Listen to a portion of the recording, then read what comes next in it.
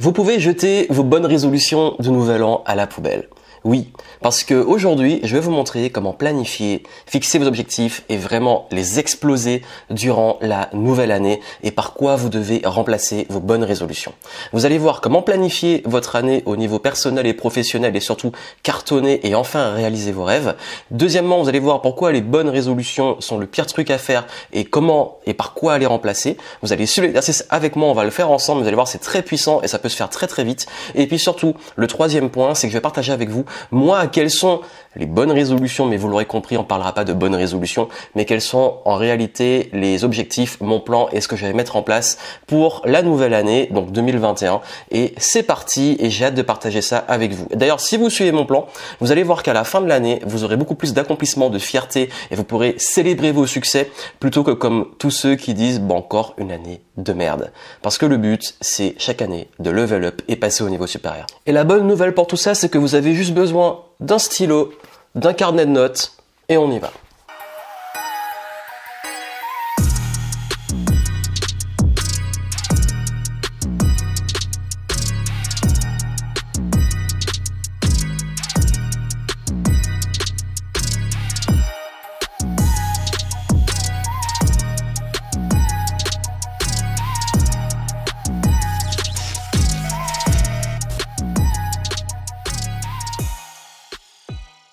Vous avez sûrement dans votre entourage ces amis qui chaque année font des super bonnes résolutions.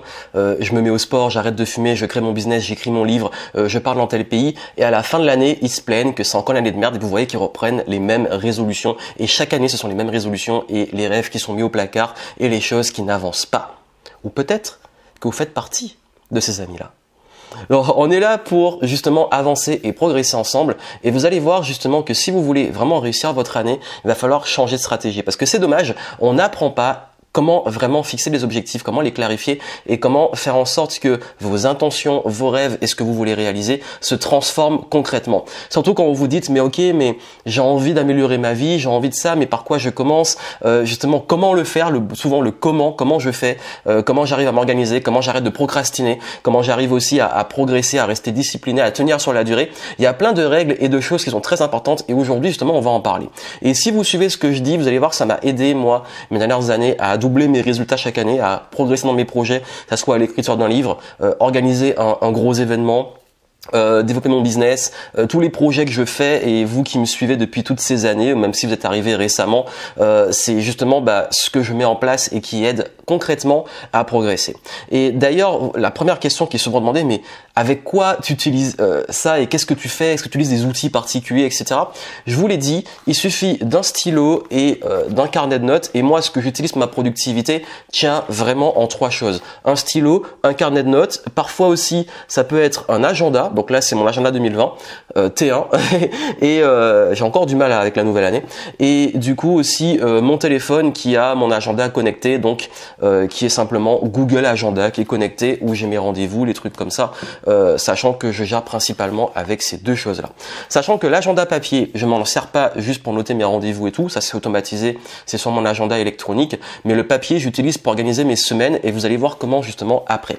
En termes de marque, vraiment moi j'aime des belles choses et j'aime écrire sur des beaux carnets, sur des bons outils, vraiment trois grosses marques. En termes de carnet, j'avoue que je ne jure que par Moleskine, que ça soit mon agenda et le carnet qu'il y a ici et différents carnets que j'ai. J'aime bien aussi la marque Muji, une marque japonaise qui fait des outils, papeterie, stylos, etc. de très bonne qualité et minimalistes, qui sont d'ailleurs beaucoup plus abordables. Et vous avez également en termes d'écriture, moi j'adore la marque Montblanc, donc là j'ai un stylo édition, je sais pas si on le voit bien, ça peut faire le focus. Bon, ça fait pas voilà, là ça fait le focus, qui a une édition Petit Prince, qui est un stylo à plume. Vous voyez ici, il y a le Petit Prince sur la plume. Et Petit Prince que j'ai, qui est là aussi. Il est où? Il est là. Il est là dans ma bibliothèque. Vous l'avez ici. Et pourquoi? Parce que justement, c'est une marque que j'aime bien parce que j'aime bien me dire ah ouais là je prends un beau stylo, j'écris sur un beau carnet, j'ai plaisir à planifier les choses.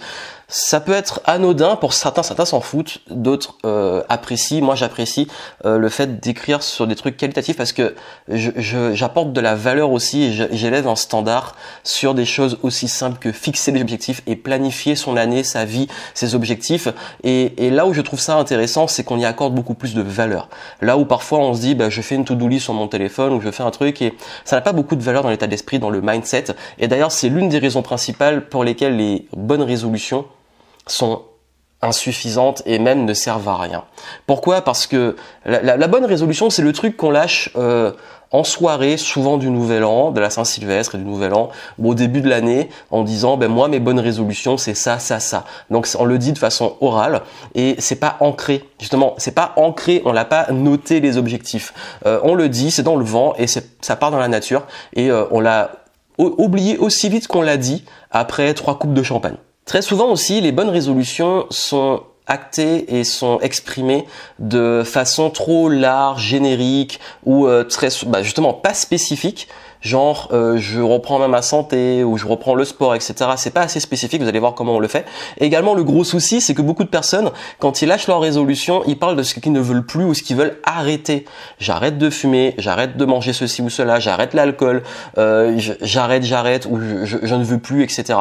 Et c'est pas assez basé sur l'intention de ce qu'on veut vraiment, en plus de pas être exprimé sur du concret, du mesurable et quelque chose qui va être réellement un objectif qu'on va pouvoir accomplir. En réalité, trop souvent, c'est surtout quelque chose qu'on dit pour se donner bonne conscience, mais qui ne vibre pas au fond et qu'on n'a pas vraiment à cœur, parfois un petit peu, mais pas assez à cœur de le réaliser. Parce que si vous avez vraiment à cœur de réaliser des grandes choses, que ça soit un projet que vous voulez lancer, prendre votre indépendance financière, reprendre en main votre santé, votre sport, vos relations, votre contribution, peu importe, il va falloir le faire de façon beaucoup plus, on va dire, alignée.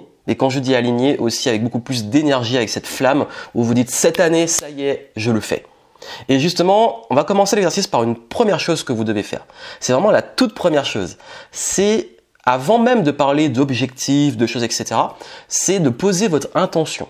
Oui, là c'est plus dans l'intuitif, c'est votre intuition, c'est ce que vous ressentez, c'est ce qui vous fait vibrer, c'est que vous vous posez, vous pouvez le faire chez vous avec votre carnet justement, vous pouvez le faire à l'extérieur, bon en ce moment c'est compliqué pour être en terrasse, mais si vous voyez ça par la suite une autre année, de vous mettre en terrasse ou dans un parc, sur un banc, peu importe, un endroit qui vous inspire, où vous vous sentez bien, un endroit où vous prenez un petit moment dans le calme et vous notez ce que, au fond de vous, ce dont vous avez vraiment envie. Et je parle vraiment ce qui vous fait vraiment envie, qui vous fait vibrer. Vous dites, cette année, c'est quelque chose qui me tient à cœur. Et je parle pas de fixer un objectif, je parle pas de bien le formuler, je parle juste, là, c'est de l'intuitif, c'est votre intention réelle. Et vraiment, ça doit venir du cœur, ça doit venir de ce que vous ressentez. Cette année, j'ai vraiment envie que ça se réalise ou ça, c'est important pour moi cette année. Je donne mon exemple parce que je vais partager aussi avec vous, moi, ce qui est sorti de l'exercice. J'ai 3 grands pôles, 3 grandes choses, 3 grandes intentions pour l'année 2021. La première, qui est extrêmement lié à un problème que j'ai, dont j'ai beaucoup parlé durant l'année, qu'on retrouve chez les multipotentiels, beaucoup chez les hauts potentiels, beaucoup chez les gens qui se prennent la tête comme moi, et c'est de beaucoup plus revenir dans l'instant présent et apprécier les moments. Parce que je me suis rendu compte que très souvent, je pouvais parfois trop me prendre la tête dans un moment qui est agréable parce que j'étais déjà dans le futur, à prévoir le futur, ou à m'inquiéter de choses ou à penser à d'autres choses et pas être pleinement physiquement, mentalement, au niveau même de mon âme, de ma présence, être vraiment là. Et voilà pourquoi j'ai envie de me remettre beaucoup plus dans apprécier l'instant présent, être plus dans l'instant présent. Et parce que très souvent avec le recul, je me rends compte qu'il y a des moments où je me dis waouh, j'ai des super bons souvenirs, j'ai passé un super moment, mais quand je zoome un petit peu plus et quand je reviens, je me rends compte que même ce bon moment, je me suis inquiété de choses qui finalement n'étaient pas si importantes quand on prend du recul. Donc vraiment plus apprécier l'instant présent et moins me soucier de l'avenir parce que dans la vie, on peut pas tout prévoir et je pense que c'est très important aussi de savoir apprécier ce qu'on vit. Le deuxième point, ça a été l'un de mes plus gros manque de 2020, j'en ai parlé dans ma vidéo bilan, c'est vraiment de mieux m'entourer, d'être plus entouré au niveau du business mais aussi au niveau perso. Vous allez voir dans mes objectifs qu'il y a une grosse part sociale, réseau et même de beaucoup plus m'ouvrir et c'est vrai que là j'ai envie d'être beaucoup plus entouré et moins seul. 2020 j'avais besoin d'être seul. Et 2021, j'ai besoin là de nouveau de m'entourer, de vivre beaucoup plus de remplir beaucoup plus la jauge de la vie sociale. Et le troisième point, alors celui-là, c'est reprendre à fond des activités de kiff, parce que comme je disais, dans l'instant présent, parfois je me soucie un peu trop.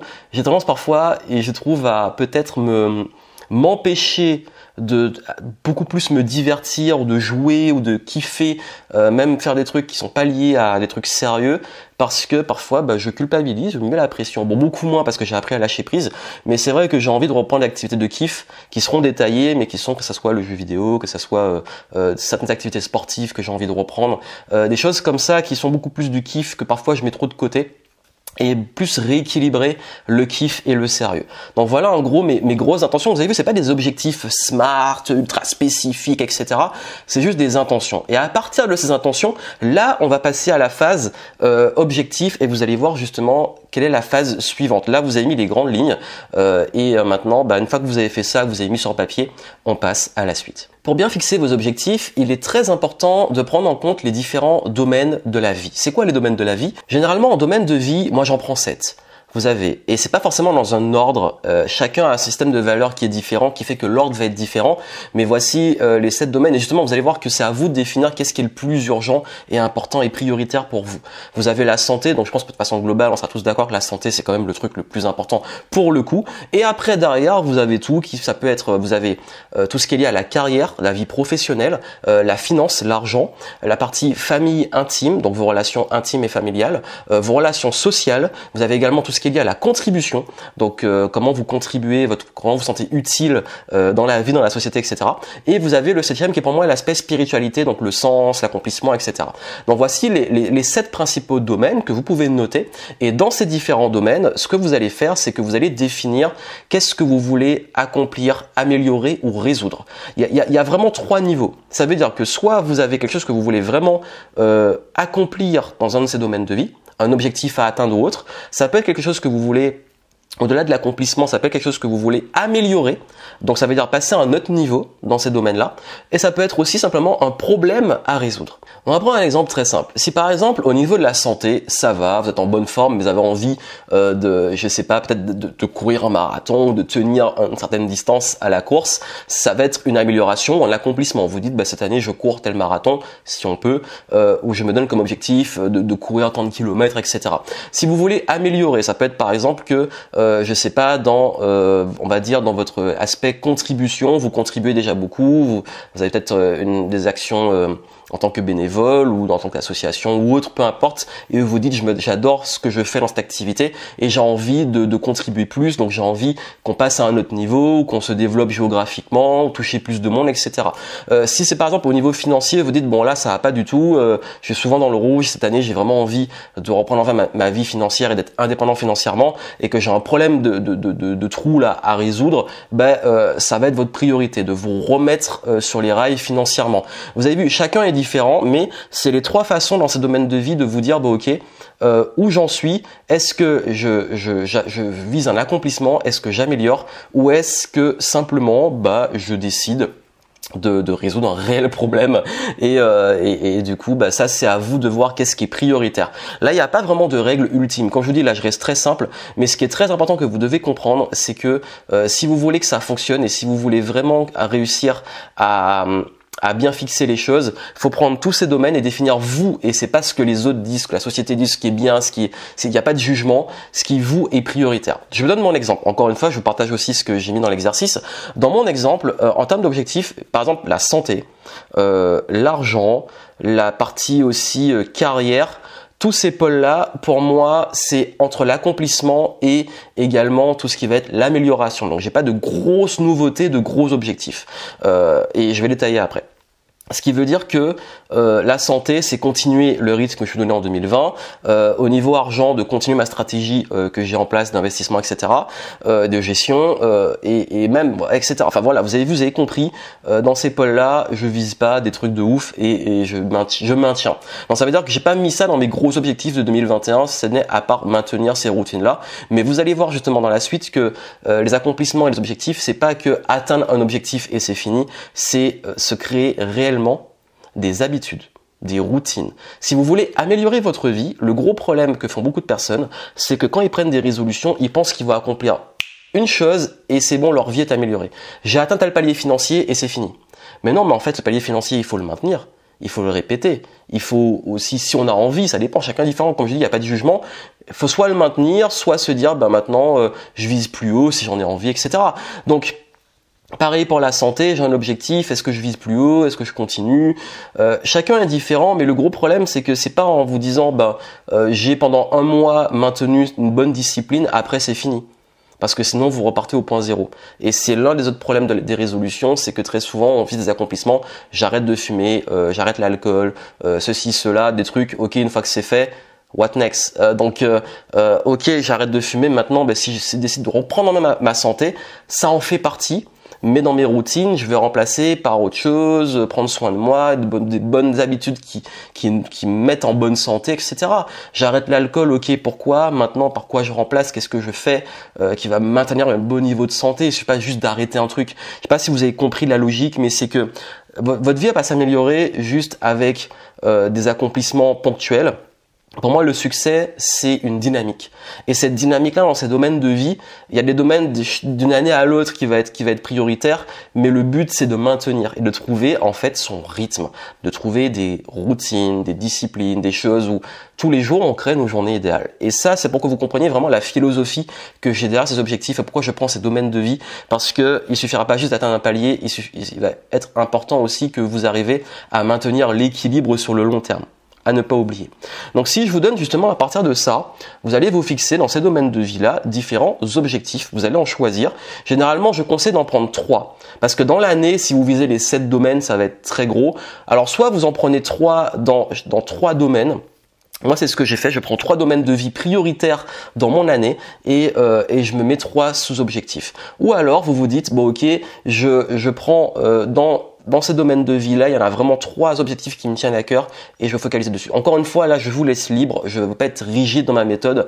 Chacun fait comme il le sent, mais ça reste une méthodologie qui est pertinente. Je vous donne mon exemple. Dans le business, je me suis donné comme objectif. Vous avez vu mon intention de m'entourer, etc., de m'ouvrir et tout. En objectif, je me suis donné comme objectif de mettre 100 contenus, donc vidéo et ou podcast, en anglais dans l'année. C'est-à-dire que 2021, je dois publier 100 contenus en anglais. En anglais. Donc ça veut dire que ça peut être un podcast et une vidéo par semaine, ça peut être, enfin bref, je me laisse libre, mais je dois publier 100 contenus vidéo ou podcast dans l'année. Également, je dois faire 50 interviews inspirantes. Ça veut dire une interview, donc une personne inspirante par semaine. J'ai droit à 2 semaines, voilà. Et un dernier objectif, là, pour le coup, c'est un accomplissement de faire un x5 sur mon chiffre d'affaires. Et juste le chiffre d'affaires, pas parler de rentabilité ou autre. Donc, ce qui veut dire que, vous avez vu, là, j'ai mis un objectif qui est assez concret, mais je vais être très transparent avec vous, tout le comment n'est pas clair. Et là, on va passer sur un autre niveau. Beaucoup d'entre vous se disent, oui, mais je ne sais pas comment, ou je ne fixe pas, ou je suis découragé parce que je ne sais pas comment je vais le faire. Mais c'est pas grave. Parce que la majorité de mes objectifs que j'ai mis là, j'ai pas encore le comment. Mais le comment, vous allez voir, c'est l'étape suivante. En relation, je me suis mis, parce que vous avez vu que les relations aussi, c'est important pour moi, un café ou un verre, donc prendre un temps avec un ami ou un proche chaque semaine. Donc chaque semaine, je dois prendre un café, un verre, un repas partager un moment avec une personne de ma vie sociale, de mes relations. Je dois faire un call par semaine avec un membre de ma famille. Donc là, c'est la même chose, mais au niveau familial, ou passer un moment avec un membre de ma famille chaque semaine. Et je dois faire une nouvelle rencontre chaque semaine. Donc interview, réseau, contact, distance, vrai, etc. Peu importe, si je me débrouille, une nouvelle rencontre chaque semaine. Là, c'est très clair. 1. Comment je vais le faire? Je vais m'organiser. Ensuite, dans la vie, là j'ai un autre domaine qui est plus la vie de façon globale, parce que j'ai mélangé, comme je vous dis, on peut mélanger contribution, etc. Donc un contenu par mois pour les jeunes, pour un projet que je vais lancer pour les jeunes. Donc je dois publier un contenu, vidéo ou autre, chaque mois, donc un par mois. Je dois faire un investissement en placement long terme par mois. Donc là on parle d'investissement quand même beaucoup plus gros et j'ai une stratégie derrière. J'en parlerai dans d'autres vidéos ou d'autres contenus sur l'argent. Et je dois faire également, je dois m'imposer, donc là, jours déconnectés, donc sans consulter mes mails ou autres et parler travail par semaine, donc un jour off par semaine, et là 1 heure de lecture par jour parce que comme je l'ai dit dans le bilan 2020, j'ai envie de reprendre beaucoup plus la lecture, donc je m'impose 1 heure minimum de lecture par jour. Donc vous avez vu, ça c'est des petites routines, des petites choses, des objectifs, et ils sont tous formulés différemment, mais c'est pas grave, vous allez comprendre pourquoi. Donc ça c'est à vous de faire ça. Après j'ai aussi des side projects qui sont là des accomplissements, mais qui pour moi sont bonus. C'est pas des trucs obligatoires. Je vais le faire quand ce sera le moment, mais c'est des trucs qu'on met de côté et j'aime bien faire ça. Je mets de côté et je me dis bon, ce truc là, le moment où j'estime que c'est bon, ou que là j'ai du temps, ou que j'ai vraiment l'envie à fond, parce que c'est pas un truc non plus qui est prioritaire, je le prends et je le fais. Lancer ma chaîne Twitch, reprendre l'écriture de mon livre. Encore une fois, vous avez vu, c'est pas dans mes gros objectifs parce que ça reste pour moi bonus, c'est pas prioritaire. Et jouer plus, prendre plus de temps pour jouer, même aux jeux vidéo, jouer aux jeux de société, etc. Donc c'est des petits trucs comme ça, vous avez vu que je mets à côté. Ne pas oublier, pensez à le faire, mais c'est pas prioritaire. Vous avez vu. Donc voilà, donc ça, ce que vous pouvez faire maintenant, c'est prendre le temps de faire ça, de fixer ses objectifs, et là vous vous demandez mais ok, mais tout ça comment je réalise maintenant que j'ai ça, je fais comment? Et ça peut décourager, se dire mais ok, est-ce que je peux atteindre ça, comment je vais le réaliser et tout. Pas de panique. Justement, une fois qu'on a fait ça, c'est sur l'année, c'est sur 12 mois. Ce que je fais, et c'est ma méthode que j'utilise, c'est que je découpe par trimestre et que je me lance les choses.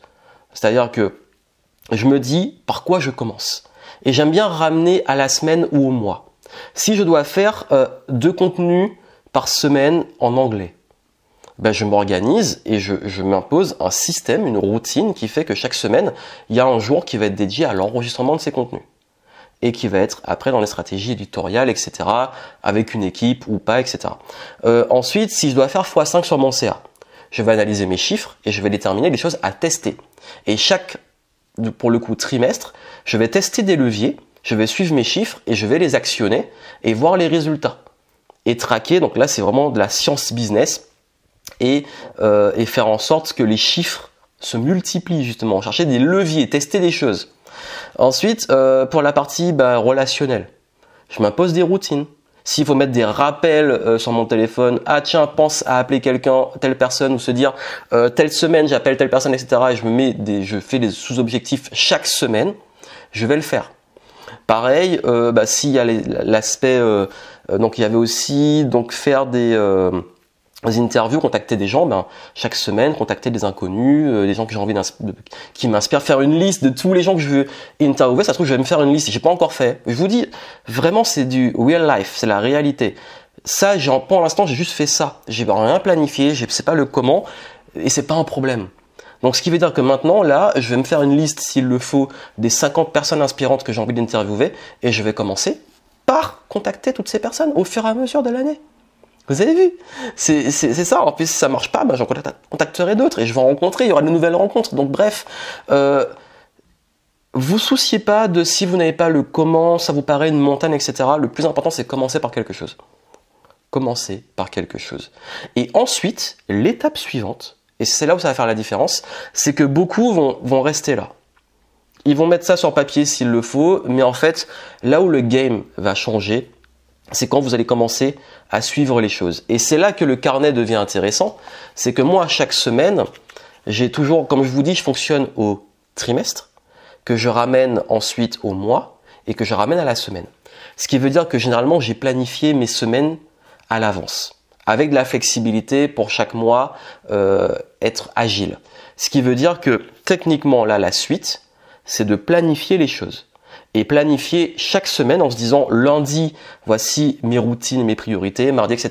Donc vous allez avoir un mélange entre les routines, des choses qui sont récurrentes, ce qu'on appelle des systèmes, des process, etc. que vous allez optimiser avec le temps. Mais vous allez aussi intégrer dans la même chose, en plus de ces routines, vous allez intégrer des objectifs ponctuels pour un projet ponctuel, des choses à faire une fois. C'est comme ça que ça fonctionne et c'est comme ça qu'on est vraiment efficace et qu'on arrive vraiment à progresser dans l'année. Et du coup, dans l'exécution, comment ça se passe? Chaque trimestre, et le premier trimestre de l'année, là on l'a fait, il y a des objectifs, on les découpe en semaines et on fait un suivi pour traquer, pour noter, pour voir comment on progresse, améliorer les choses, changer les choses s'il faut les changer et continuer de progresser au fil de l'année. Et là, vous avez un système, vous avez une progression, vous savez où vous allez, vous voyez là où vous allez, et si vous n'avez pas le comment, commencez par quelque chose et testez. C'est la meilleure approche. Et justement, ça va répondre à une question que vous avez sûrement, c'est où est l'apprentissage et la formation dans tout ça? Ben justement, en fait, quand on n'a pas le comment, c'est peut-être qu'il faut développer des compétences, des savoirs. Et je me demande souvent, dans les objectifs que j'ai, qu'est-ce que je peux apprendre, où je peux apprendre pour mieux le faire. Si par exemple dans les interviews, je vois que les gens me disent non et que j'arrive pas à les contacter, je vais peut-être plus apprendre et affiner ma façon de les aborder ou de rentrer en contact avec les gens. Si je vois que j'arrive pas à faire x5 sur mon CA, je vais peut-être justement me faire mentorer, accompagner, me former, chercher d'autres solutions ou faire un mastermind où on va me prendre un recul que je n'ai, donner un recul que je n'ai pas. Si voilà, enfin bref, il y a quoi comme truc sur le contenu. Si je vois que je tiens pas la cadence, peut-être plus m'entourer pour qu'on soit plus pour tenir le projet. Bref, vous avez vu, il y a pas de souci de pas avoir toutes les réponses avant de se lancer, et je crois que c'est le plus important, et ça c'est le truc qui vous bloque le plus quand vous procrastinez, quand vous n'avez pas la discipline, c'est que vous pensez que c'est une montagne, que vous n'avez pas les choses, alors que vous avez tout. Vous avez tout parce que la différence se fait dans à quel point ce que vous avez noté avec cette méthode est important pour vous, vous tient à cœur et vous donne vraiment envie d'être réalisé. Donc voilà le partage que je voulais faire pour vous. Je voulais rester quand même simple parce que ça peut être très long à faire et très long à expliquer, mais retenez, c'est vraiment très simple. Retenez, vous commencez par poser vos intentions. Il n'y a pas une liste limite. Vraiment, je vous dis, je vous laisse le plus libre possible parce que nos cerveaux sont différents. Vous notez vos intentions. Ça vous donne déjà des directions et c'est très intuitif et ça vous montre ce qu'au fond de vous voulez en dépolluant tout ce qui est autour de vous. Ensuite, vous prenez vos 7 domaines de vie et dans ces 7 domaines, vous définissez quelles vont être vos grandes priorités. Ça peut être ce que vous voulez accomplir, ce que vous voulez améliorer et ce que vous voulez résoudre comme problème. Ensuite, une fois que vous avez tout ça, vous passez à OK, dans ces différents domaines, je note les objectifs et je vais définir des priorités. Qu'est-ce qui est prioritaire? Et prendre vos 3 grands domaines ou 3 grands pôles qui vont être prioritaires pour vous durant l'année. Si c'est la santé, l'argent et je sais pas les relations, si c'est le business, je sais pas la contribution, la spiritualité. Bref, vous prenez vos 3 plus grands domaines et vous allez focaliser dessus. En tout cas pour le premier trimestre. Ne partez pas sur un truc qui vous engage sur toute l'année. Commencez déjà par le premier trimestre parce que c'est là où tout le monde abandonne. Et si vous commencez de façon forte parce qu'il est important pour vous sur le premier trimestre, ça vous donne une dynamique pour la suite. Et ensuite, une fois que vous avez fait ça, vous fonctionnez avec des plannings hebdomadaires. D'ailleurs, je voulais vous le montrer. C'est que sur mon agenda, celui que j'ai pris, et là j'ai pris un petit format pour l'avoir dans ma poche, vous voyez que vous avez là les jours de la semaine et là des notes. Donc ce que je fais, c'est que moi, je note justement, je fais des petites notes sur les priorités de la semaine et je vais noter les choses importantes à faire durant mes semaines. Et c'est comme ça que j'ai toujours fonctionné. J'ai toujours aimé les agendas qui fonctionnent comme ça. Vous avez à gauche vos jours de la semaine et à droite des prises de notes. D'ailleurs, si vous voulez vraiment tout le système complet que j'utilise chaque trimestre de planification et tout, comment je maintiens la routine, la discipline, comment je traque les chiffres et tout, en descriptif, vous avez la méthode si vous la souhaitez. Vous avez une réduction dessus pour le début de l'année et si vraiment vous avez envie d'aller beaucoup plus loin sur ça et savoir comment je gère mon business, comment je gère mes objectifs, mes routines et tout, mes systèmes, vous allez voir tout ça en détail, mais rien qu'avec ce que je vous ai donné, vous avez déjà assez pour pouvoir bien commencer l'année, changer votre mindset sur les objectifs, sur les résolutions et pouvoir commencer réellement à progresser. Donc voilà, donc ce que je voulais partager avec vous, faites l'exercice. Beaucoup vont juste regarder, se dire bon ok c'est sympa, vraiment la différence, faites-le. Ne vous prenez pas trop la tête. Est-ce que j'ai bien formulé? Est-ce que ceci, cela? Ne vous prenez pas trop la tête. Ne restez pas bloqué sur je ne sais pas comment je vais le faire et tout. Commencez par quelque chose et vous allez voir que je fais ça depuis très longtemps et je vois que beaucoup bloquent sur se prendre la tête. Vouloir toutes les réponses avant de pouvoir le faire et se dire c'est trop pour moi ou commencez, vraiment, commencez, mettez une dynamique. Ne partez pas dans les trucs trop lourds où vous allez vous dire oh là là, c'est horrible, ma vie elle va devenir en robot, c'est pas du tout le but, mais c'est de faire ce qui est ok pour vous, ce qui est important. Et vous allez voir que rien que sur le premier trimestre, vous serez déjà beaucoup plus accompli et que vous allez mettre une dynamique qui va tenir sur l'année et que en restant agile comme ça et en restant équilibré, vous allez pouvoir continuer à progresser. Voilà, c'était le partage. J'attends vos retours en commentaire, j'espère que ça pourra vous aider. Et puis, pour cette nouvelle année, on continue le game. Je continuerai à partager le contenu pour vous aider, pour continuer à progresser et tout. Et puis vraiment, si vous voulez aller plus loin dessus, prenez la méthode en descriptif et puis abonnez-vous à la chaîne pour plus de conseils, de contenu. Et on continue d'élever le game et d'avancer. À très bientôt.